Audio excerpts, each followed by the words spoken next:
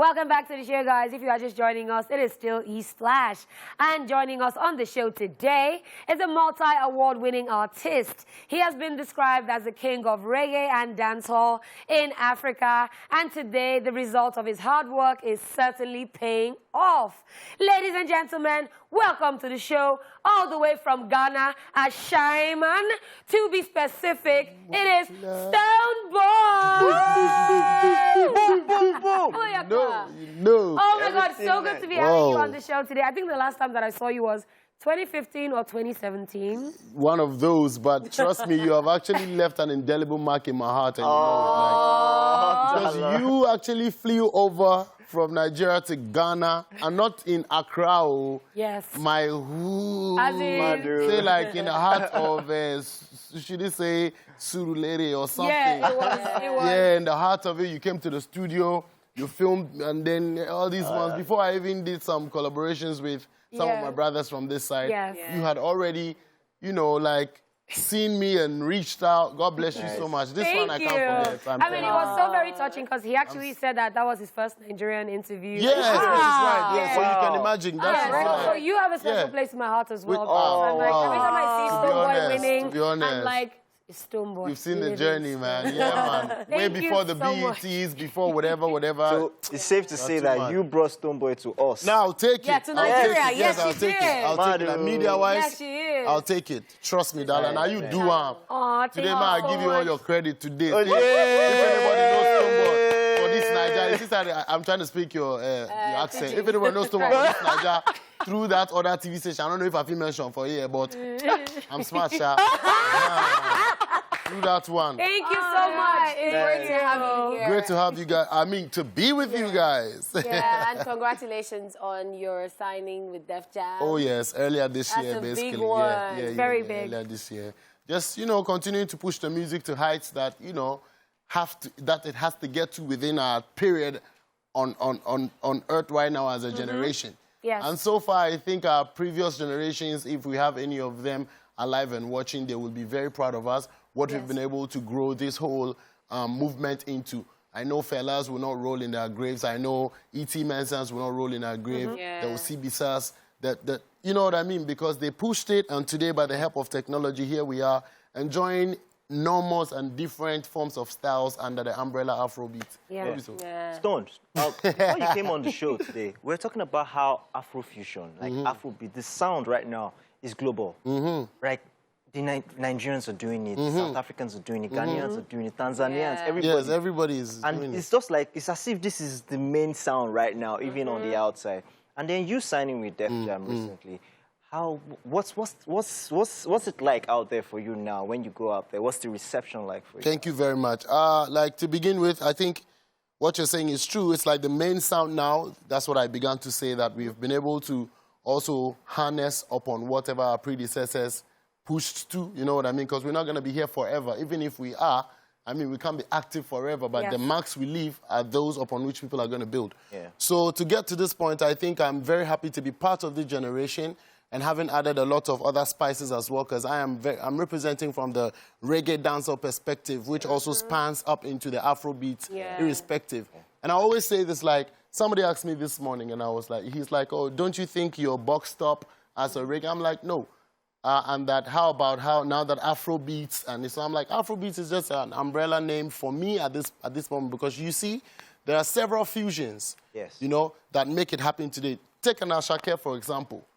Beautiful blends of Amapiano and everything. And you pointed on another thing, like, in the West, the sound is huge, but it is our Nigerian brothers and sisters who have the tag flag on it. Very true. You know, so basically, I know that as time goes on, when everybody is pushing and implementing all the steps and investing into it, it's just going to be broader, because we can't leave it up to Nigeria only. Of course. Doing all the push.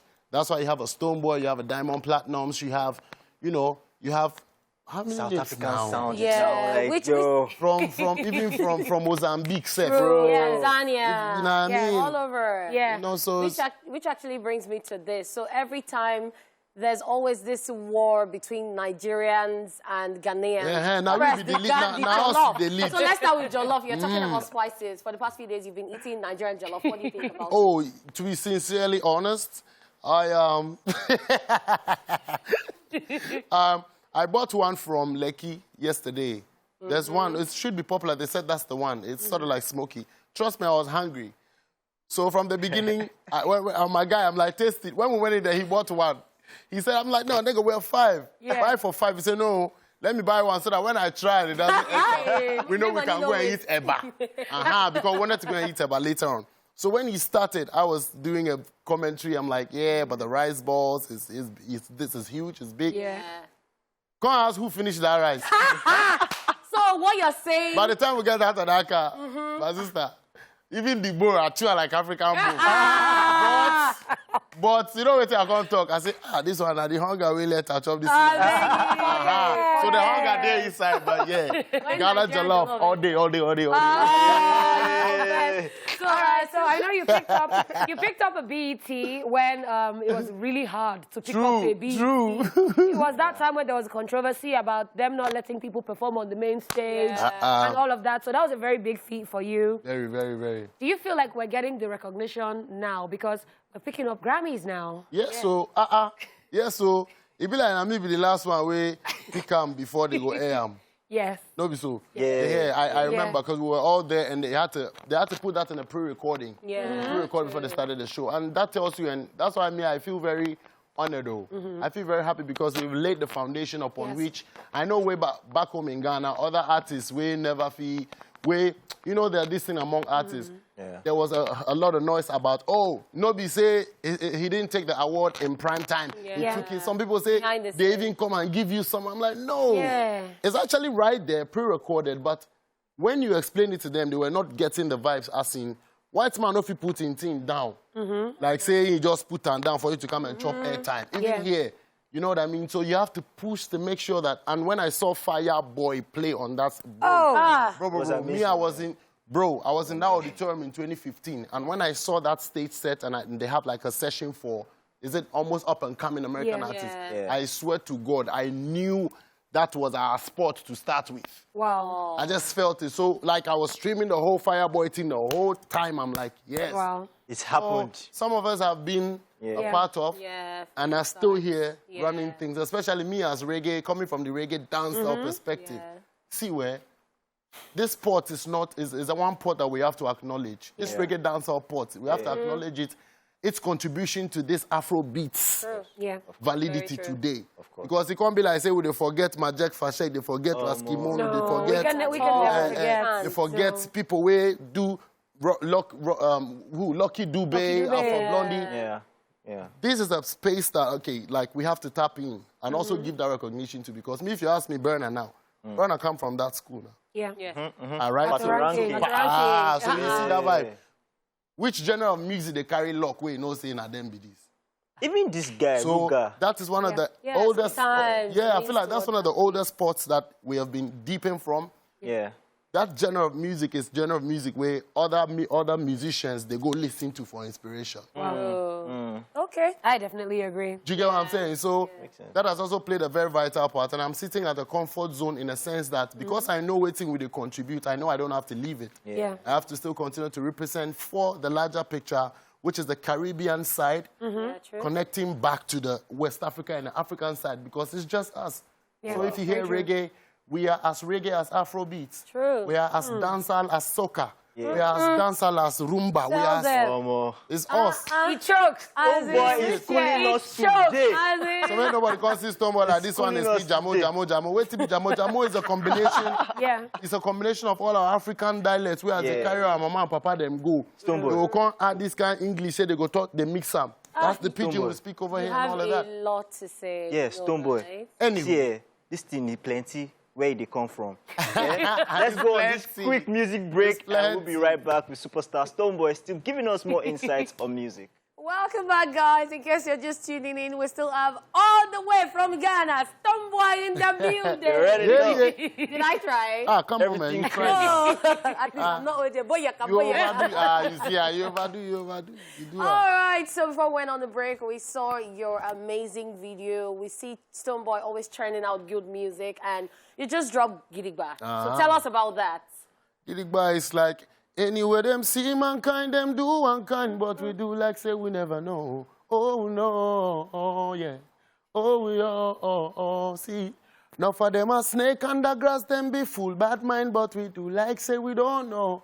Oh we Okay. oh we TVC. Gidigba, we dey from Gidigba. Gidigba, we dey from Gidigba. Gidigba, we dey from Gidigba. Believe in yourself, no go from minimal.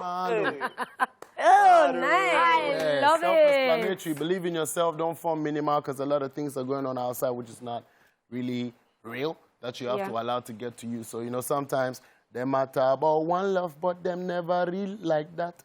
Money, but them never reach like that. Funny, them can't see your back. You now make a move when you know see contract. You want them never get a eye contact. Say them a leader, but them they lead from back. Wow.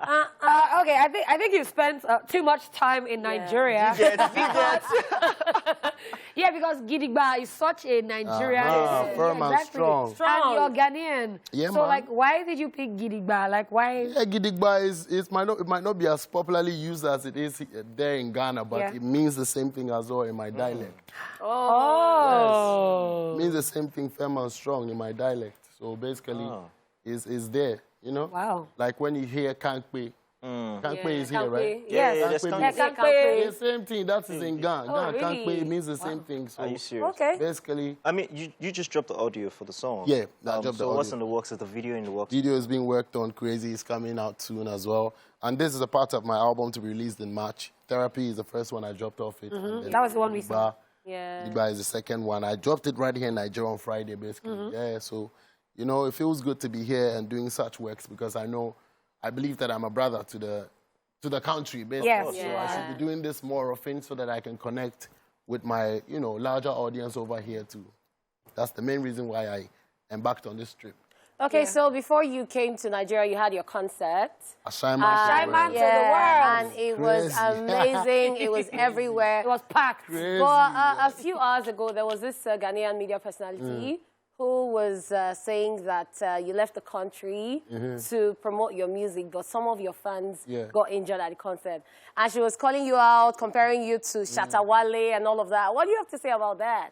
See, yeah, I want to use the word it's normal, first and foremost, because surely people must talk about us. Of course. And we are grateful to be in the news. Yeah. But most often, not for the right reasons, because that's not our doing. You know, we understand that media has to curate some following and attract some eyes. So, you know, sometimes they try to say it in different ways. It's all out of love. The reality is that Ashaiman to the world is like Surulere to the world, Wari to the world, because I come from the hood. She knows it. She's been there. I've been putting up this festival for them for 9 years, running, 7 years active because of COVID. And it is, you can't argue, it's the biggest outdoor event by an artist for his community as a charity stuff. Wow. That's massive. People trooping like you get 40 to 50,000 plus. I'm not even kidding. It's Jano. Massive So number. the last time we held it was last week, Saturday. It was a peaceful event till the end of it because you see, like, this brings a lot of people. So there are, realistically, there are people with bad ideas. You know what I mean? There are definitely wherever you go, especially in the slums where the system has turned us into different things. Yeah. You know what I mean? We're looking out to make sure that we can pick up something and make ends meet easily. I speak the truth only. But you know what? It is nobody's fault. It can't be my fault. At all. Because we tripled security every time. But intention is the most important thing. You know? So I just urge a lot of people to desist from that minor, because there have been worse things. Yeah. I'm not trying to trivialize this, but the source bottom of making such a program is to throw good light on my community, because we understand that years ago, when you say you come from, for instance, Ojo Elegba, you're not going to be employed. You're not going to be looked at. But we've changed the narrative. But you can find out that the more you change the narrative, the more some people in the media must try to give some other... Negativity. You know what it is? Yeah. So I didn't leave my fans frowning. They're all very happy and very, you know, very well. Yay. So we'll look to making sure that we continue to curb this, Violence. you know, Violence and insecurity. unintended events after shows. You know. Yes, Stonebwoy, before you go, right, there's this constant conversation about the relationship between Ghanaian artists and Nigerian artists. I mean, you've been here a couple of times. You've collaborated with us here a couple of times. Yeah. And there's a lot of love. Pure. Shatta Wale, on the other hand, has always been coming backing and saying all sorts of stuff about Nigerian artists, about the fact that we don't carry along Ghanaian artists. What do you have to say about the relationship with the Ghanaian and Nigerian music industry? You know what I mean? People would have their opinions, which is very okay in their own ways. I think I know where that question is stemming from. Obviously, you've mentioned the name, and the internet is like an open gate. Yeah. Everybody can see from across the world, so it is not like inappropriate if you are forming an opinion about what you've heard from one side. But coming from my side, I've been trooping into Nigeria from as far back as 2015, done collaborations with Banky W, Techno, you know, latest Davido, Burna Boy, the list goes on and on and on. Morgan, Scales. Yes. Olamide. Yeah. The whole industry. Don't worry. Nigerian music industry. Gidigba. So I've always had a beautiful place, you know, for my people, for my Nigerian brothers. And I don't think I have come out to insult anybody in any kind of way or misrepresented what it's really supposed to be. Yeah.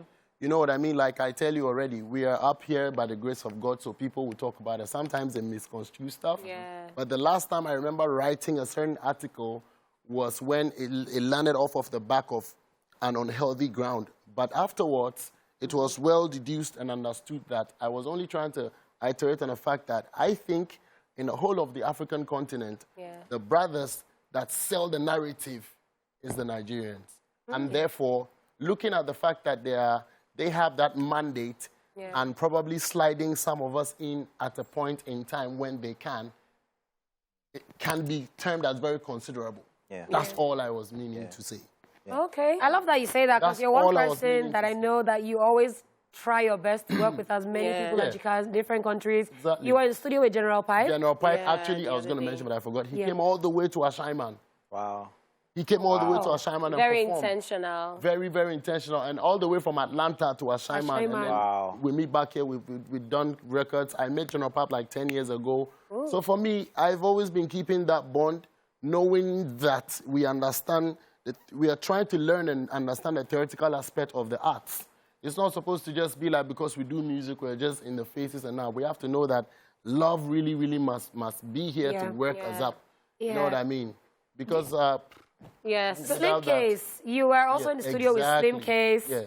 What can we expect, like, since you've been here now? Any collaborations with anybody, any videos? Like, what can we expect from you? Surely we've done some collabs way before this visit. And I just strapped one with Praise again, one with the Slim Case one was here. The Slim Case one was the other day. Well, we're going to work on a few more things. Okay. You know, the link keeps going on and on and on because that's us. You know what I mean? So basically, for me, it's all love and work pato ranking after. You know, all them one there. So for me, I think I'm a brother to, you know, the industry, and I wanted to continue like that. You know what I mean? Yeah. You know? Very soon, we'll give him a Nigerian name. Very soon. Very soon. Yes.